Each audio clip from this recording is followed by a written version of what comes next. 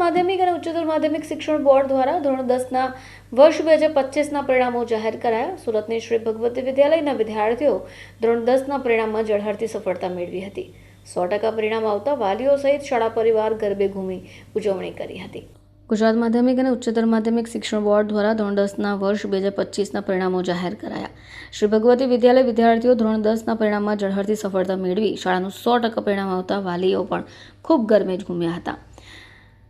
શાળા શ્રી ભગવતી વિદ્યાલયમાં 51 વિદ્યાર્થીઓમાંથી 6 વિદ્યાર્થીઓ A1 ગ્રેડ મેળવી 20 વિદ્યાર્થીઓ A2 ગ્રેડ મેળવ્યા છે.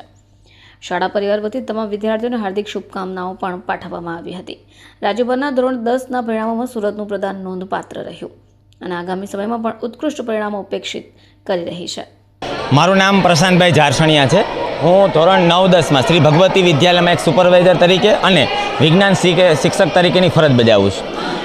મારા ધોરણ 10ના પહેલાં તો આ બધા વિદ્યાર્થીઓને ખૂબ જ સારું પરિણામ આવ્યું એ બદલ એને અભિનંદન પાઠવું છું. તેમના વાલીઓને પણ અભિનંદન પાઠવું છું કે તેઓએ સતત આ બાબતમાં બાળકોને સહાનુભૂતિ અમને આપી છે. બાળકોને પણ એટલું બધું સરસ એવું માર્ગદર્શન આપ્યું છે. જ્યારે પણ અમે બોલાવ્યા છે ત્યારે વાલીઓએ પણ અમને સપોર્ટ કર્યો છે અને આવું સરસ મજાનું વિદ્યાર્થીઓ જે પરિણામ આપ્યું છે એ બદલ દરેક વિદ્યાર્થીઓને અભિનંદન પાઠવું છું. સાહેબ, જે છોકરાઓના ઓછા પર્સન્ટેજ આવે છે, ફેલ થઈ જાય, ડિપ્રેશનમાં જઈને સુસાઇડ કરે છે, ઊંધા પગલાં કરે છે, એ લોકોને શું સંદેશ આપે? હવે એક વાત તો તમને એ કહું છું કે ખરેખર કોઈ વિદ્યાર્થી પાસ કે નપાસ થતું જ નથી. પહેલી વાત તો એક તો ગવર્મેન્ટની વ્યવસ્થા જળવવા માટે પાસ નપાસ આ રાખવું પડે છે. બાકી દરેક વિદ્યાર્થી વર્ષ દરમિયાન કંઈક ને કંઈક તો શીખે છે, એટલે કોઈ નપાસ થતું જ નથી. છતાં પણ જે ગવર્મેન્ટની વ્યવસ્થાના ભાગરૂપે જે નપાસ થયા છે એ વિદ્યાર્થીઓએ ડરવાની કશો જરૂર નથી. આગામી પરીક્ષાઓ જે આવે છે તેમાં ફરી મહેનત કરી અને ફરી ઉત્તીર્ણ થઈ શકાય છે.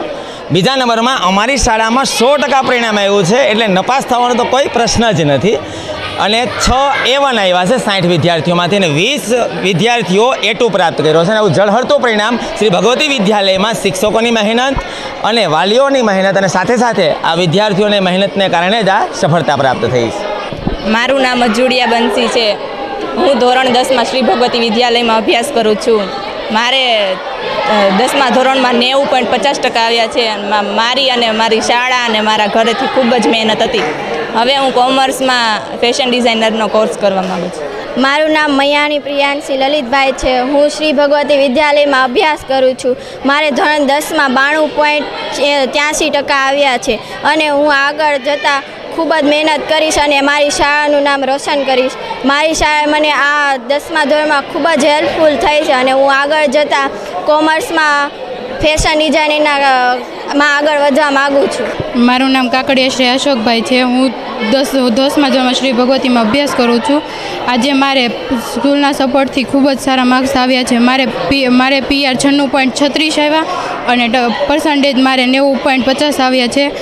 આગળ જતાં હું આર્ટ્સ લઈને IASની ક્રેક કરવા માગું છું. ઘરવાળાની અને શાળા દ્વારા કયા પ્રકારે તમને અલગ પ્રકારની મહેનત કરવામાં આવી? સ્કૂલ દ્વારા અમને ખૂબ જ સપોર્ટ મળ્યો છે, જે અમને એક્સ્ટ્રા ક્લાસ દ્વારા પણ ઘણી મહેનત કરાવવામાં આવતી હતી અને ઘર તરફથી પણ અમને ઘણો સપોર્ટ મળ્યો છે. બ્યુરો રિપોર્ટ ચેનલ આઈ.